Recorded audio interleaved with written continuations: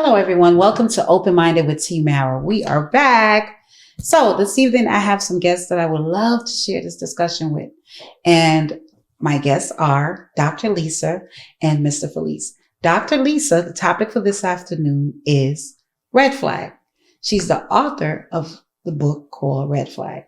So that's why I was like, you know what? Let's bring someone in that could professionally talk about red flags. So, Dr. Lisa, how are you? Hi, I'm fine. How are you? Good. And Mr. Feliz, how are you as well? I'm fantastic. Thank you for asking. So let's get into it. Dr. Lisa, your book. Let's talk about your book. Yes.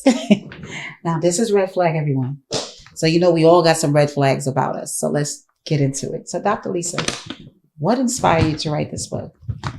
So the inspiration for the book is it's based on some events that happened in my life. Mm-hmm. And it just covers a relationship that, the people involved in the relationship, the husband and wife, the husband had some trauma when he was young that never was addressed ever in his life. So when he came together with his partner in the story, there's some issues that occur that, were awful. Oh, yeah. They were not good circumstances. However, the reason why I titled the book Red Flags is because those little things that were wrong with Mark, that's the name of the character in the book, were actually evident way before they got married. And the other character, Lydia, she actually just went and married him anyway, even though the red flags were there, in an attempt to try to help him, fix him, and things like that. So, I was, listen, I went through it the other night, and Mark got me very upset. By reading the book, I'm like, Mark, come on now. But it is so many things that I saw in this book that I've also recognized even when I was younger in my whole life. Yes. I've seen red flags in people that I'm around, and I ignore them. So on that note, next question I wanted to ask you is, what do you correlate from the book to your own personal life? Because I wanted to know if the book has anything to do with your own personal life. Absolutely. So the character Lydia, who's the nurse and the partner of Mark, is based on my character. Oh, wow. Yeah. So this is you. The story's about you. Yeah, roughly. Well, more than roughly, actually. My goodness. More than roughly, I would say about 89% of Lydia is me. It's you? Yeah. Whoa. Yeah. When you're writing a story, I'm not a writer, by the way. I mean, I have a book, but I'm not a professionally trained writer. When you're writing a story, there's some degree of filling in information that has to happen. So I had to fill in little points here and there to make the story flourish. Gotcha. So I would say that's the other 15% that's not, that's part fiction. It's part fiction. Yeah. So that's where you decided to put flair of your life in it. That makes sense. Well, if this book is about you, my goodness, I'm at the end, but I'm going to tell you this much. The book had me, because, I had 2 days to jump into this book. Right. And Mark was getting me so angry the whole time throughout the book. Yeah. But I noticed something that you did. You were really patient in this book. You were patient and you were helpful in trying to figure out how to fix him. Right. With whatever was going on with him. I don't want to give too much of the detail about the book, but the book is really good. And the reason why I wanted her to come in to share her thoughts on red flag is because, listen, a lot of us are in relationships. A lot of us are experiencing red flag more than ever. I would say since the pandemic, red flag has been flaring all over even more. It's worse. It's horrible around the single world. So I wanted a man to come in because I don't want it to look like we're just going to speak on red flag from just a female perspective. I wanted a male to come in to also share what's his thoughts on red flags from the male perspective. So that's why I have you, Mr. Feliz, come in. So could you share who you are and let us know about you? My name is Feliz. Martial arts instructor with Temple of Nemesis Jiu-Jitsu out here in Brooklyn. Ex-husband. I'm also a father. I love my kids to death. Do everything I can to make sure that they survive in this world and, move forward. Okay. 4 boys, 1 girl. Okay, so you got 5. Okay. 5 children. Okay. Okay, Mr. Feliz. And I wanted to ask, I'm going to go, listen, I'm going to dig right into it right now. Okay. So, Mr. Feliz, what are the red flags that you see automatically in women? Presupposition.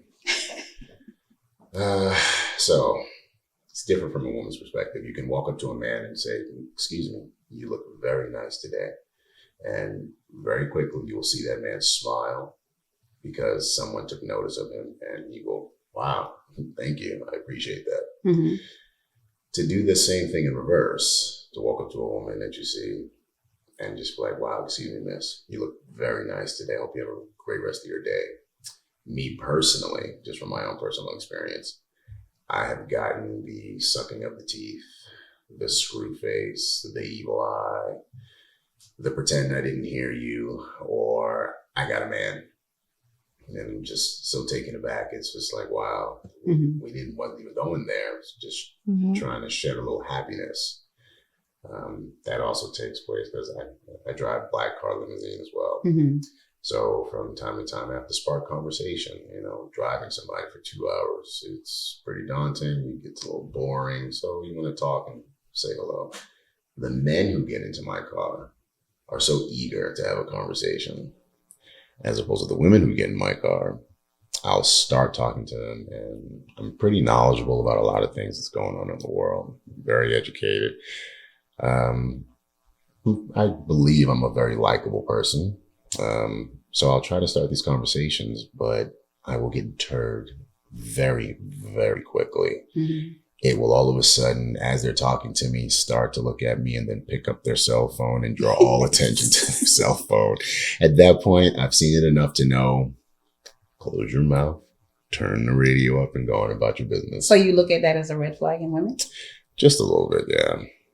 I don't know what it comes from, and I can understand. I can say gentlemen are not gentlemen like they used to be. Mm-hmm. Being that I teach martial arts, I also teach these perceptual awareness cues. Teach women how to walk the streets so that way they can be safe, so they're not accosted. And for instance, the pandemic put a lot of people on notice. Mm-hmm. You couldn't walk down the block without some guy touching and touching and touching, especially during a pandemic where you weren't supposed to be touching. So to teach women how to address those situations, and I can understand how overbearing guys can be. Mm-hmm. Hey ma, how you doing? Not from 3 or 6 feet of distance, but from 3 to 6 inches in your face. So I completely understand. And I don't blame any woman that may show me that little bit of shade. I get it. You probably had 15 or so other bums ahead of me who just turned your complete disposition off. So I get it. Well, the reason why women do it, I'm just going to speak for some of us. The reason why we do it is because we don't know what your intentions are. Exactly. And women are always guarded because you don't know. It could be a regular conversation and here you are, you're a sociopath or whatever. So to avoid everything, we rather just not say anything. Be polite a little bit, but we really don't want to talk to you at all. And that could probably come off as a red flag to men, but that's one of the reasons. It's more like a protective role in protecting our space. Let's not talk. Let's not do too much. And that's why women do it. What are the same question that I asked? Well, so just to piggyback off of something, I just realized the other day I was in the airport and the JetBlue, someone who worked for JetBlue said, "Smile." And I was like, just what you just said, right? What you just said happened. Right. I was like, why is this man even talking? And what he said to me was smile. So I was like, that just brought me back to that. Why did I do that? The same reason that Teemara said, right? It's like, I don't know why you're telling me to smile. Like, don't talk to me. Like, I'm trying to get home. Mm-hmm. So like, leave me alone. So, but now in answer to your question, say your question one more time. The question is, what are the red flags you identify in women? Because we don't like to hold each other, tell the truth on each other. We're very loyal in that area. So I can answer that question twofold. Mm-hmm. One, as a person, not as a professional, not as Lisa, Dr. White or anything like that, just as a friend with friends, right? I see a lot of my friends who are very dependent on their partners, but not dependent from a financial standpoint or anything, but emotionally dependent on their partners. And it's almost as if they cannot do anything without their partner's approval or without clearing, or, I can't go to this place tonight because I can't leave my husband or my boyfriend, or who's going to watch the kids. So, this is valid. Kids are valid. I get that. But I have seen this as a constant excuse to not do something, right? So, not hang out or not socialize with other females. Now, as far as from a professional, because I am a therapist, I see a lot of trauma. So this is rampant with women.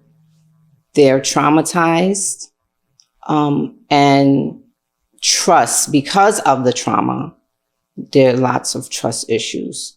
So a red flag would be not trusting what their partner's saying, not trusting what their partner's doing, or going through their phone, or questioning everything that they say that they're doing. So from a professional standpoint, that's what you see in women. But I think that the root of the problem is trauma. That's a possibility. Yeah. So what I from the question I'm gonna ask to respond from myself, what I see in women are, I do see women use their past experience, the pain that they go through, and they'll use it and blanket every man. If they've been hurt by their baby daddy or their boyfriend or their husband, every man that come in their life, they live that same trauma within every other relationship. Right. So that is a red flag I see in women that I personally know, and just women in general. I've seen it where women will get hurt, and because of that past experience, every man ain't shit. Every man is just no good, and and they don't go further, and they see them for just what they are, whether it's for their sexual need, financial needs, and that's what it is. So I see those red flags in women. This generation of women, the red flag I see is bright red. Do you guys, what do you feel about this generation of women for this time? Because we all mature, so I'm sure you guys are seeing everything on social media. It's a whole bunch. It's a whole bunch. I can start with the more obvious ones are, and believe it or not, this is a red flag. Women who, do a lot of changing to their appearance, whether it be the fillers and the surgeries and things, that could be considered a red flag. Oh, wow. Because it's a self-esteem issue, that's not being addressed. So let me change the way I look totally. And the person would look one way one day, and then another day they will look totally different, not who they originally are. So that has a lot to do with self-esteem issues. So as a doctor, you do see that? I see a lot of that. I see a lot of it. Really? Yeah. Do you think that's considered a red flag in men to see in women? So here's a kick, right? Trademark secret. Men are very simple. Very, very simple to please. Hair, makeup, all that extra. It's catching to the eye. It's not going to be there when the important stuff comes. I don't really care about all that extra stuff. So to go get the BBL and go get the triple Ds and the big fat lips or whatever they're doing, they got some trend now that women can buy this thing off of social media and they put it on their lips and it makes the lips really, really big. And why would you want to look like Donald Duck? I don't get it. But well, they figured that the lips is out, and you might be thinking she could do things, tricks. Not. She could do some tricks with them lips. That's not the type of woman I'm pretty sure a lot of the good guys really want to associate with, especially. So that's not a thing. That's a red flag for most men. Yeah, you want somebody you can bring home to mom. Not somebody you got to hide and run out the back door with. So then why y'all pick those women though? Y'all pick them on social media. I'm just saying. I said they're nice to look at on social media. That's about it. For those gentlemen who pick those women, they want to have a social status. So they pick a social status to go ahead and give them some social status. Gotcha. That makes a lot of sense. Yeah, that is true. You said it. Well, a lot of us women out here think that I think that some women do the enhancement to impress other women, to compete with other women. And then you have the other ones that are insecure, Right. completely. They're all insecure overall. But then you have the one that feel like if they look better, this man will look at me. You have a percentage of women that are doing that. Then you have the other percentage of women that feel this will bring money to them, to save them. A lot of that's most of the reason for some of them doing it. Yeah. They figure the man that has the money is more attractive to the woman that has all these enhancements, and it could put her in a different status in life. So that's why. So those are red flags, but some of us in society don't see it as red flags at all. They So- absolutely are. So let me ask you this: with the red flag that you have identified as Mhm. working as a therapist, Mhm. working as a therapist between men and women, the ratio, because I always want to know that. Uh-oh. Okay. Between both men and women. So your question is Is who's more. more? Okay. I'm curious to know that. So I'm going to tell you it's a very unfair answer because most of my patients are men, right? Really? Absolutely. Wait a minute. Are you serious? Absolutely. They're mostly men. I would never think that. So I'm going to say, because of the imbalance of patients that I see, that of course the men would have more red flags than women only because I see more men. I would say most of the patients are 80% men. So I have a piggyback question to that then. Mhm. If you're saying most of the patients that you're seeing are male, because I would think that it would be more women that go to the doctor. You would think more women would be getting help. So it's mostly men. Yes. Do you mind me asking the race? So mostly African American, but I do have some Hispanic patients. And I would say that I also have a sprinkle of Mediterranean, Russian, Caucasian. Well, that makes me feel good. Yeah. I'm going to say this because, most of the time, the whole numbers that are out there is that Black men don't go to the doctor. No, they go. So to hear this part that they are going to seek mental health. They're and going to therapy. Absolutely. That's a good thing. Absolutely. And this is Black History Month, ladies and gentlemen. To get this information is not Black History Month. I just messed up. This is mental health. Black Okay. mental health. No. Mental health. Mental Awareness Health Month. I'm always incorporating Black. I'm sorry. But it's Mental Health Month for my Black man. Yeah. For all men. But that's good to know. That's some good information to know. So you would say for you, it's most of the men that are going to the doctor. Most of the men are going to the doctors. They're very invested in their mental health. And so I'm going to say this 80%, 90%, maybe even 100% of the males that I see, they've all experienced something horrific in their lives that has affected them now as a grown man. So they react. This is why they're now in therapy trying to address what the issue is. Yeah. So from the trauma, because in your book, and leading back to this question, from your book with Mark, the character in your book, he dealt with a lot of trauma from his childhood. Absolutely. Yeah. That developed the personality that he was in this character. So this is the person that you were married to.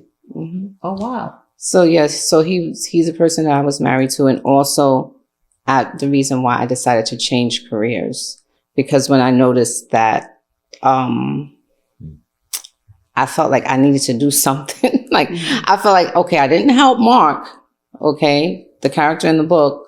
So let me go back to school and get an advanced degree, which is what I did in order to help, other people, because I was already divorced by then. Okay, got you. Wow. So you think that most of the time, a lot of us are dealing with childhood trauma that also help to develop how we treat our partners in our lives. Absolutely. So based on what he's experienced from his childhood is what kind of played a role in your divorce? It played a role in our relationship. It played a role in his inability to, it's so many things. It's very graphic, by the way. Some parts you read that. So, his inability to be affectionate, to be loving, to communicate in a loving way. So a lot of that came from that trauma that he experienced as a kid. Really? So from the male perspective, have you ever had anything from your childhood trauma? Not trauma, I'm sorry, from your childhood that caused trauma to your adulthood? Where you could literally identify. Yes, I could. Rough childhood, rough growing up. Stern, old school Black Hispanic family. Things that manifested later on, way later on, in my marriage, for instance. The inability to see from her perspective at the beginning. The inability to rationalize what her thoughts and feelings were as she was saying them. So she would say her thoughts, feelings, and this and the third. And I took that defensively and would come at her. No, but you got to understand from my point of view. So some borderline narcissism that would go on in there. So as that goes on, the marriage dissolves, and, hindsight being 2020, you get an opportunity to look at yourself differently. You get an opportunity to look at how you interact with your children at that point now. My daughter, for instance, my daughter is the female version of myself. So combating her and looking at that from her perspective to see and look at that, I'm like, oof, boy, this is what I gave you. All right, let's rewind that a little bit. Let's go back and have some second tier conversations now about how we need to address who we are individually, who we are together, and then who we present ourselves to the world. So you did some of the work for your own self. Absolutely. Wow. You have to. I agree. It's a constantly ongoing, ever-changing thing. It gets to a point where you start to realize you have what's the saying? You have 4 hearts. The one heart you show to the world, the one heart you show to your loved one, the one heart you show to your family, and the one heart you keep to yourself. So, piggybacking off what you guys were saying earlier about the men and mental health, men compartmentalize. That's what we're taught to do. Compartmentalize. Hey man, shut up. Take that on the chin, bro. Stop playing. Toughen up, bro. You the man, yo. Stop with all that. Go to work. Do what you got to do. Family needs you. It's X, Y, Z. So we're taught to compartmentalize. Compartmentalization is good for a period of time. You're organized. You're focused. You got your box. You lock them. You put them away. File them for a later date. The problem is, just like everything else in this world, our phones, for instance, after a while, they run out of storage.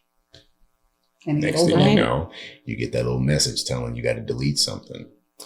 I don't know if any of your patients have exhibited signs of that, but you get to a point in time where you have so much compartmentalized, you will literally forget other things pertinent to yourself and your loved ones, and you just can't remember. You can't recall. And they'll be like, hey, you did it. What? What? Oh, nah, I've never done that. I know what you're talking about. And you can literally rewrite the programming in your brain because you're compartmentalizing too much. Wow. The time that I served with the military and helping those guys out when I volunteered in Madigan Army Medical and as a civilian contractor and whatnot, stories are like that endlessly. There's just no help. Today's day and age, it's hard to be a man in this world. It's real hard. And if you're lucky, and I'm not saying if you're lucky to find a woman, if you're just lucky to find a person, if you're lucky to find a person that can rock with you and really, really stick with you. Do it.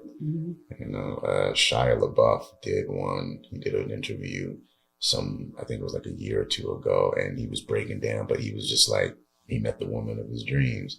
And he told her, he was like, are you for real? You going to sit here with me? Me, of all people? Hollywood has blackballed me. Everybody thinks I'm crazy and I'm a nut. And you didn't see me at my worst. I'm angry and violent, this and that and the third. And you're going to still stick around? Are you sure? Are you crazy? What? Well, no, so that's a valid question. Valid question. It was. It is. But she stuck around though. And looking at him now, it's night and day. Because a woman could come in a man's life. And I'm not saying that a man can't do it, but I do believe that a woman can come in a man's life and shift if she's a good woman. Because you got the ones that could destroy him and the ones that could bring something great out of him. It's vice versa. Yeah. So it happens all the time. You can get a good man come in, or you can get a good woman. Yeah. 9 times out of 10, though, you do get that good person, but you too zoned out. That you don't see it. Right. You chase them away with your actions, your behaviors, or lack of, right? Your lack of actions and behaviors. Yeah. So because, I as you guys are talking, I'm sitting back and I'm analyzing my own self as y'all are talking. And I'm looking at my own trauma that I've experienced as a younger child or whatever. And I remember being teased. I remember being teased extremely bad because I was this big. So I was called Boney. 2 names I was called. Okay. Boney and Cranky. And that developed literally how I saw myself up until 35. I didn't look at me, if that makes sense. I look at me, but I didn't look at me. Mm-hmm. It wasn't until I stripped that version where I had to face who I am and I was dealing with everything. And it was between that and I fought a lot as a child. For my siblings, just fought. I was the fighter. I'm the first child. I'm the fighter. Mm-hmm. I saw what it did to me as I got into marriage. Yelling. Right. Yeah. And this is before I got therapy. This is before I got into therapy and I realized I yell. When I'm trying to get my point across, when I'm angry, yell. That was something that I didn't realize it was from my childhood. Yeah. I didn't realize it at all. And a lot of people, childhood, create their character. Most of it create our character and what we are as adults, but we don't identify them. Right. And that's why I do suggest. That's where the problem comes in when you don't identify, you don't have any insight to whatever your issue may be. Mm-hmm, mm-hmm. That's where the problems come in. So you, Feliz, for instance, you identified the problem. Yeah. You worked on it. You got better and you're now trying to help your daughters be better people. If you don't identify a problem, it's going to cause a clash in your relationship. Any relationship, whether it be with your boss, your husband, your kids, is going to cause a problem in any relationship, not just a romantic one. So I would, based on what you're saying, that's true. Based on what you're saying with red flags in life, most of them are correlated to trauma from our childhood.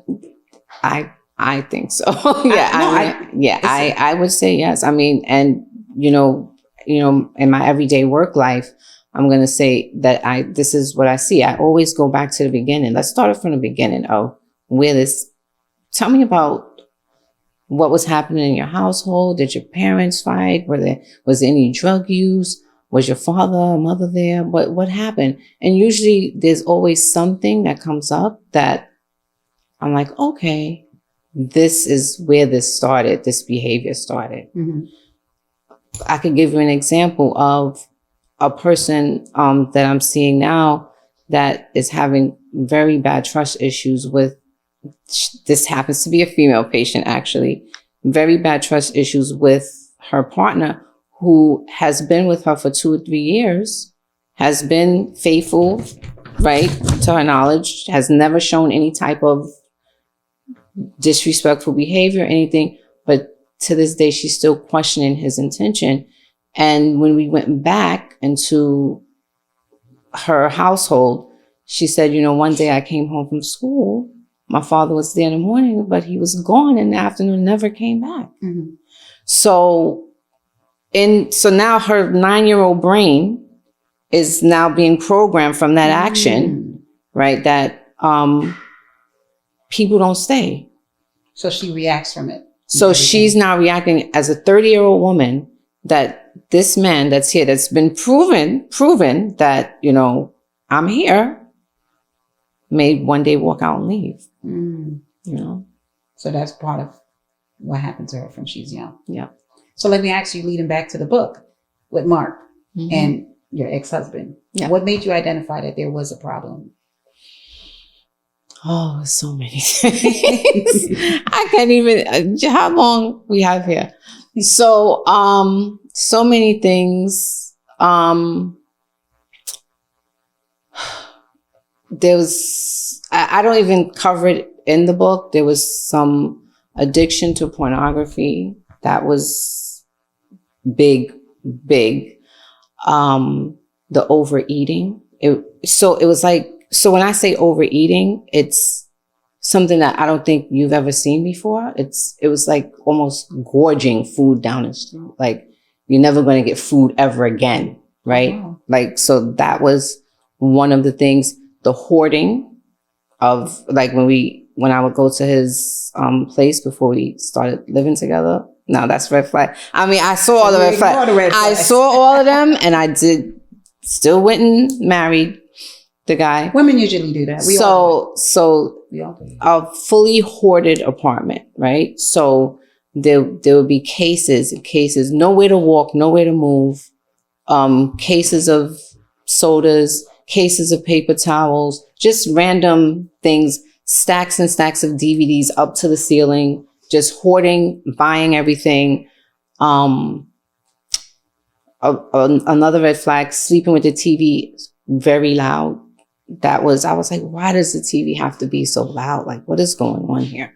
But as I dug deeper into it before he told me what happened, I learned that sometimes people that have bad dreams or bad thoughts, intrusive thoughts, they will blast a TV or blast, so that way it drowns out the bad thoughts or the dreams that they're having. So that was like, I didn't really get a good night's sleep any time of it because the TV was loud. There's a whole bunch of other ones. So those are all the things. So you just there's a whole bunch so of you ignore a couple red flags. I ignored a whole bunch of them. Oh wow. Yeah. Yeah. Did you add any red flag that you've seen from your childhood in your marriage from your wife or your ex-wife or yourself? Although you did answer that. You did say you saw something. Yeah, at that beginning, it's just my me not accepting certain things that were said, becoming too defensive. As far as her end, it was more or less, again, that presupposition, her assuming that things are bad, assuming that something is other than what it is. The job that I had with the military, I taught soldiers before they went to deploy. I had to teach them survivability skills, hand-to-hand combat skills, gun skills, whatever. I'm up at 5 a.m. in the morning. I don't come home till sometimes, if it's a busy week, I don't come home till 9 p.m., 10 p.m. and repeat. And then we're off on the weekends. But you know exactly where I'm at. You can walk 5 minutes to my job. Mm-hmm. And if you don't see me, give out a cadence call. 150 some odd soldiers will scream my name and they'll point in the direction of where I'm at. And you'll know exactly where I'm at. Blast me over the PA system, hit me on the walkie, either one. You know exactly where I'm at. There's no reason for you to be that way, but you are that way anyway. It gets annoying. Mm-hmm. I get that. I totally understand that. So for me, I would say with the red flag that I saw with my ex-husband, I used to have a bar in the kitchen, and I don't drink. I'm not a drinker, but I had this bar stacked just in case guests come over and everything. And I noticed the first 6 months that he moved in, the liquor is less. I'm like, what's going on? Why is it that much liquor? I didn't make anything of it, but I note to self. And one day I went to his family function. And when I went to the family function, daddy's drinking, mommy's drinking, but not just once or twice. I'm like, they drink like a mother over here. Mm-hmm. So, I just was like, the fuck is going on? Why are you drinking so much? So my degree is in psychology. So I know that alcohol is hereditary. Mm-hmm. So when we got home that night, I said it to him. I said, hey, your parents drink a lot. And he says to me, so I said, it's hereditary, right? And he said, no, it's not. I said, go look it up, Google it. I like to tell him, just Google. I don't got time proving that thing. Mm-hmm. And he said, I said, yeah, it is. And I said, just watch yourself how you drink. That's the first thing I said to him. Not knowing this is the beginning. This is the first 6 months. Years later, I noticed that when we go out to function, he's pissy drunk. A wedding, a baby shower. It doesn't matter what it is. He's drunk. And I always have to twist his hands to get the car keys. Always had to get the car keys. And after that, I'm like, alcoholic. Like I literally just was like, these are the red flag I ignored. And then he stopped. We divorced. I Google his name, 3 DWIs. Wow. You get what I'm saying to you? Yeah, no. I literally Googled his name and it was 3 DWIs. And I felt bad. And I'm like, yo, what are you doing? And he's like, oh, I'm not. I said, well, you're drinking, getting arrested. So what I'm saying is that he ignored the signs that I pointed out with his own parents with alcohol. And that's the red flag I ignored. Yeah. So he probably doesn't even know himself, right?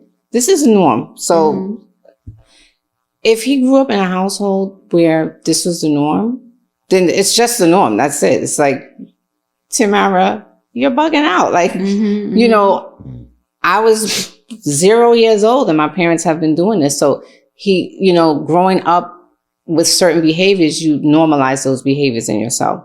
So he probably normalized that behavior of drinking. It's just, you know, we just go out, so it doesn't see that the amount that you're drinking or the reason you're drinking might be a problem. So he probably didn't see that he had a problem. And I do want to tell you that so Mark also had a drinking problem. It was, you know, first I actually thought it was cute, to be honest with you. So it would be like, I thought it was cute that, you know, we would go out, we would, you know, buy out the bar, you know, we popping bottles, doing whatever. But then it was bad because when we got married, you know, he was still doing the same thing. And some nights or mornings, not nights, sorry, I would be like, oh my God, where's Mark?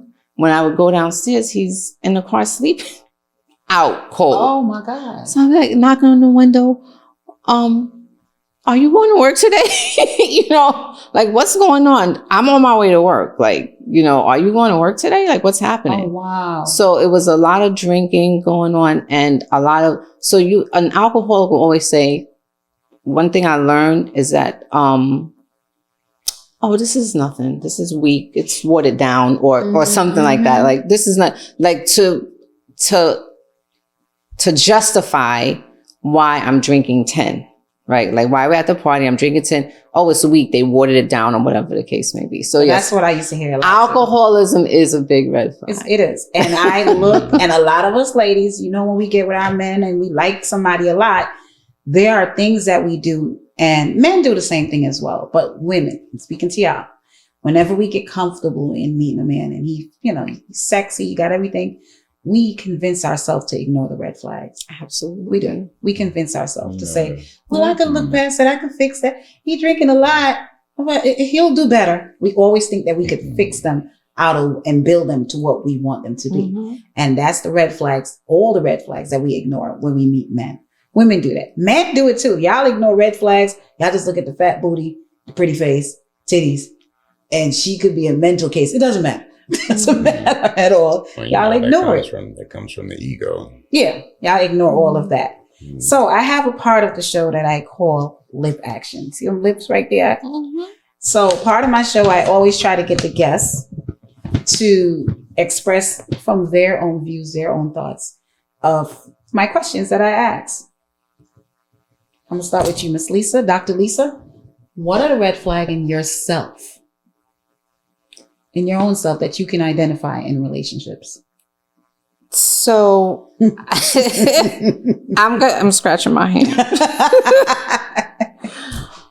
I'm going to say this present day, that I am probably a bit too nitpicky. And I will dissect everything that's said, everything that's done, down to the molecular level, in order to get some understanding and in order to poke holes in whatever the person is saying, like to find a loophole and say, you know, but that's trust, right? That comes from trust. So, being nitpicky. That's one of the red flags you see in yourself. Yeah. At least you notice it. So do you do anything to like adjust yourself to like catch yourself? So I'm aware of it. I try to tone it down. I actually do turn it down. tone it down, because I know it could be, it's not nice. So, I just tone it down and just take it, try to be easy. I try to be easy. I do a lot of meditation. I'm actively practicing meditation daily. Mindfulness, I practice daily, all day long. So if I'm ever in a situation or like out on a date with somebody and they're licking their fingers, I'm like, ooh, I don't like that, or something stupid, the nitpicky thing, right? I would just take a deep breath and be like, it's not that bad. Got you. Yeah. Same question to you. What are the things that you see in yourself in this dating time that you identify red flags that you notice about yourself? I'm just too patient. Really? I'm very humble and very laid back, as Miss Lisa does. I also am I'm a Zen Buddhist. I've been doing that for 25 years. Joriki is the concept you're talking about, mindfulness or single-minded focus. So when I'm in that mode, I could care less about what's going on around me. You could be hooting and hollering and doing all this stuff. I don't care. Yeah. The martial arts I teach, we have a bubble. Everybody has a bubble. If you notice, even the way we're sitting, we all have our bubbles. Your arm from your shoulder to your fingertips, that's your bubble in a 360-degree radius. As long as nobody comes inside that bubble, I don't care. You don't care. So that will lead to other issues and problems. Absolutely. Because it allows people to become, or allow them to think, oh, you're accepting of my behavior. Well, I'm going to keep doing X, Y, and Z. Since you're not going to check me, you must think it's okay. So I'm going to keep doing X, Y, and Z. So too patient. Gotcha. So I would say for me, I want y'all to feel comfortable. It's not just me throwing stuff at you guys. I would say for my own self, like my red flag that I identify and I worked on, I did the work, still doing the work. I'm an overthinker. And I'm always trying to figure out what's going on and what's the solution. And I need to slow it down. That's something I've learned. I'm working on it. When I overthink, I catch myself. I literally catch myself and I said, stop. I talk myself out of it because it could go into a rabbit hole. So that's something that I've learned to work on. So now the last set of things that I wanted to speak on you about, because I know this is a public platform where I want people to walk away from learning something. Dr. Lisa, I know that you practice what you practiced for a while. And the fact that you were able to write this book that I want y'all to go out and get. This book shares a great story. And it's actually about Dr. Lisa's life. Now, what is the things that you want to tell? Because right now the dating world it's disgusting. The pool is dirty as hell. I think I done throw bleach around me several times. It's just green. It's not fun. What are the advice that you could tell women and men regarding red flags that they need to adjust in their life? Whether it's them being the red flag or when they see the red flag. So the only thing I want to say, I have only one thing to say about this. When you see a red flag, sometimes it's best to just leave. Go find a green one. Just go. Because sometimes 9 times out of 10, it's just going to be more red flags. Just the first red flag you see, just bounce, And what about the red flag within self that they identify? So that someone identifies in me? Not in you, with the person that has certain aspect about themselves that are red flag. They notice it, they don't do nothing about it. As a doctor, what's your suggestion? Oh, okay. So as a doctor, my job is to work with the person, right? So, we work on things. I talk about mindfulness all the time. I talk about, to the overthinking person, I try to give them ways to not overthink or compartmentalize that overthinking part of their brain. So I have them give that part of their brain a name. Oh, wow. Yeah. So this is one of my methods. I'll say, let's name it Lisa, right? So when Lisa comes in, you have a conversation with Lisa and say, Lisa, stop it. Stop it right now. And put an identity to that overthinking part, right? And it's a slow process, but I've gotten good results. It helps the person think less, right? So, and lead to less disastrous outcomes. Yeah. That's a good one. Same question to you. What are the things that you could tell both men and women that are in relationships, the red flags that they see in themselves, what to do about it, and if they come across the red flags that they see in other people that they date in the dating world? It's a double-edged sword. How is that a double-edged sword? You see the red flag in yourself. You see the red flag in the person. Okay. And the previous suggestion was you see the red flag and leave. What happens if you need that help? And that's the person that was possibly destined to help you, but they left. Who helps you now? Somebody got to stick around and help. The reason why there's so many red flags in this world nowadays is because don't nobody give a damn. Don't nobody want to help. Everybody want to help themselves. So who's going to help if everybody's leaving? Somebody got to stick around. Somebody has got to be the proverbial sin eater. Wait, repeat that again? Someone has to be the proverbial sin eater. Oh, God.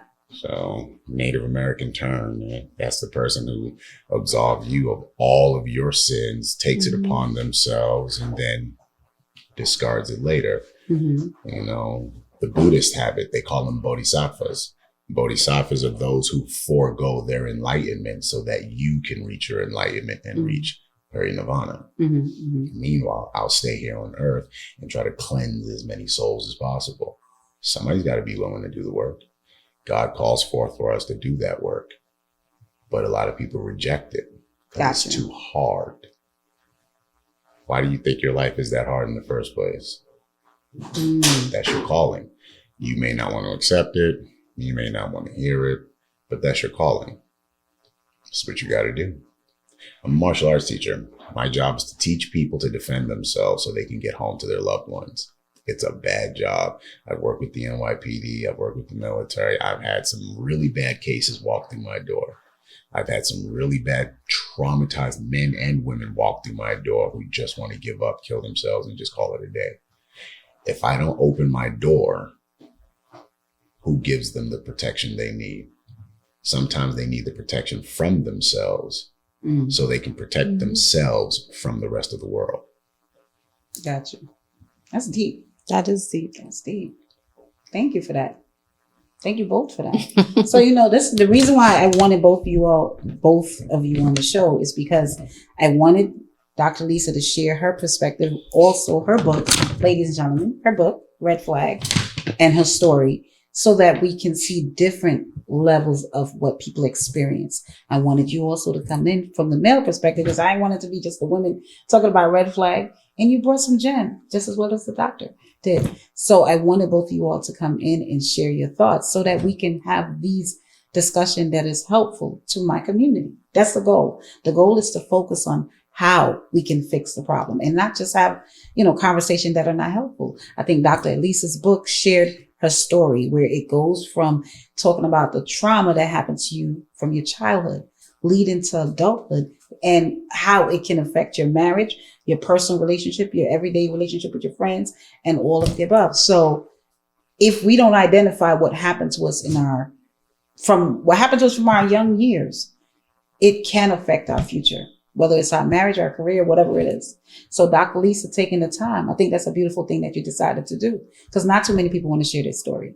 Oh, it was actually a cleansing for me. Wow. Yeah. Wow. So we thank you so much for sharing the story and coming in and sitting down and having this conversation with me. And also, Mr. Feliz, I thank you so much. I know that you're a busy man and I love what you're doing and helping. I love the fact that, listen, ladies, y'all see these black men out here that's willing to help and save y'all out here? Not y'all, but save the world.